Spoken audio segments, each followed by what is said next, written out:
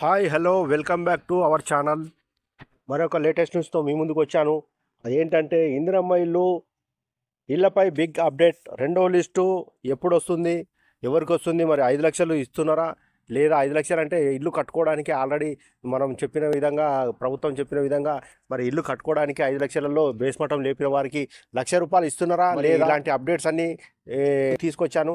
ఎందుకంటే ఏదున్నా కూడా మీ ముందుకు తీసుకురావాలనేటువంటి ఉద్దేశంతో ఈ వీడియో చేస్తున్నాను. మరి ఎందుకంటే రోజు వినేముంటారు ఇలాంటివి, కానీ కొత్త కొత్త అప్డేట్స్ వస్తుంటాయి కదా. మరి దాని గురించి మనం ప్రత్యేకంగా తెలుసుకోవాలంటే మరి ఇలాంటి వీడియోస్ చూడాల్సిందే. ఇక మనం ఈ వీడియోని చూసే ముందు మన ఛానల్ని లైక్ చేయండి, సబ్స్క్రైబ్ చేయండి. మీరు చేసేటువంటి ఒక సపోర్ట్ వల్ల నేను కూడా ఇంకా చాలామందికి ఈ వీడియో రీచ్ చేయగలుగుతాను. కాబట్టి ప్రతి ఒక్కరు కూడా మరి సబ్స్క్రైబ్ చేయండి, లైక్ చేయండి. మనం డైరెక్ట్ టాపిక్లోకి వెళ్ళిపోదాం. తెలంగాణ ప్రభుత్వం పేదలకు ఇచ్చేందుకు ఇందిరమ్మ ఇళ్ల పథకాన్ని అమలు చేస్తోంది. 600 చదరపు అడుగులకు మించి నిర్మించిన వారికి బిల్లులు ఆపివేశారు. ఇక డైరెక్ట్ అయితే ఇయ్యరు అని చెప్పినారు. ఎందుకంటే 600 అడుగుల కంటే ఎక్కువగా కట్టిన వాళ్ళకి మరి డబ్బులు అయితే ఇవ్వము అని చెప్పినారు. కానీ ఇప్పుడైతే ఇక డైరెక్ట్ ఆపేసినారు.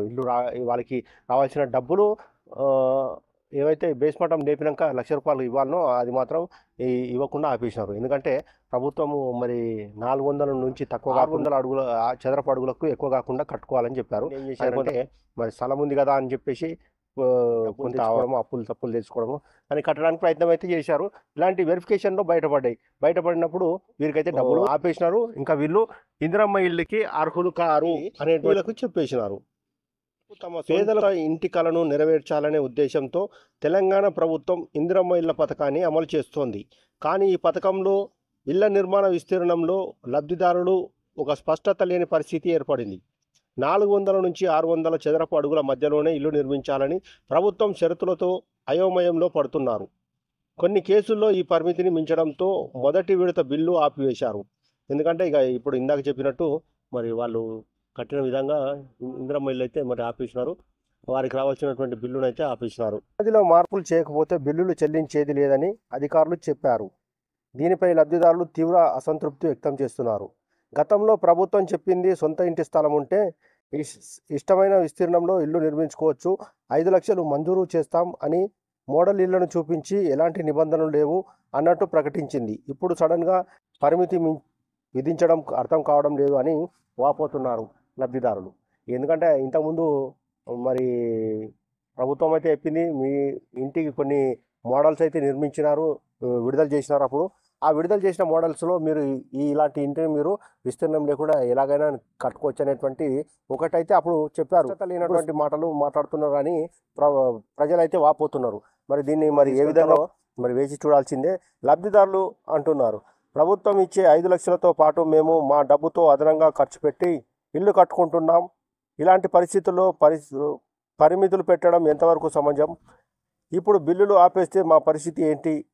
అయితే అధికారులు మాత్రం స్వస్థత ఇస్తున్నారు. 600 చదరపు అడుగులు దాటి ఉంటే బీపీఎల్ పావర్టీ లైన్ ప్రమాణాలకు అనుగుణంగా ఉండదని ప్రభుత్వ గృహ నిర్మాణ శాఖ ప్రకారం ముందుగా 4,000 చదరపు అడుగుల్లోనే ఇల్లు నిర్మించాలన్నది అసలైన నిబంధన. కానీ పేదల అవసరాలను దృష్టిలో పెట్టుకొని అదనంగా 200 అడుగులు చేర్చినట్టు వారు పేర్కొన్నారు. అయితే దీనిని మించి కట్టిన వారికి మాత్రం బిల్లులు మంజూరు చేయబోమని తేల్చి చెప్పారు. అయితే 600 చదరపు అడుగులు అంటే పైన ఎక్కువగా కట్టిన వారైతే మరి బీపీఎల్ బిలో పావర్టీ లైన్ కిందికి రారు. మరి వీళ్ళు డబ్బు ఉన్న వాళ్ళ కిందికి పోతారు. అందుకే మేము ఈ విధంగా చేస్తున్నాం అనేటువంటి ప్రభుత్వం చెప్తా ఉంది. మే 5వ తేదీలోపు ఇందిరమ్మ ఇళ్ల రెండవ జాబితా విడుదలయ్యే అవకాశం ఉంది.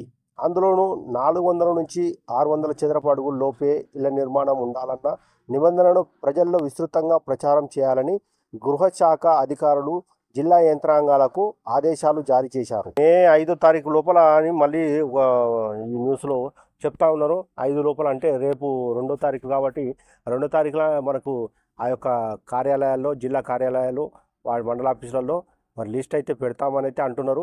మరి మొత్తానికి అఫీషియల్గా విడుదల కావడానికి ఇంకా 2-3 రోజులు పట్టవచ్చు. ఎందుకంటే L1, L2లో ఉన్న వారికి ఈ యొక్క లిస్టును మాత్రం పేర్లు రావడానికి ఇంకా 2-3 రోజులు అయితే పట్టవచ్చు అని అయితే ప్రభుత్వం చెప్తా ఉంది. మరి వేచి చూడాల్సిందే, ఎందుకంటే ఈ నెలలో ఖచ్చితంగా రాబోయే ఛాన్స్ ఉంది.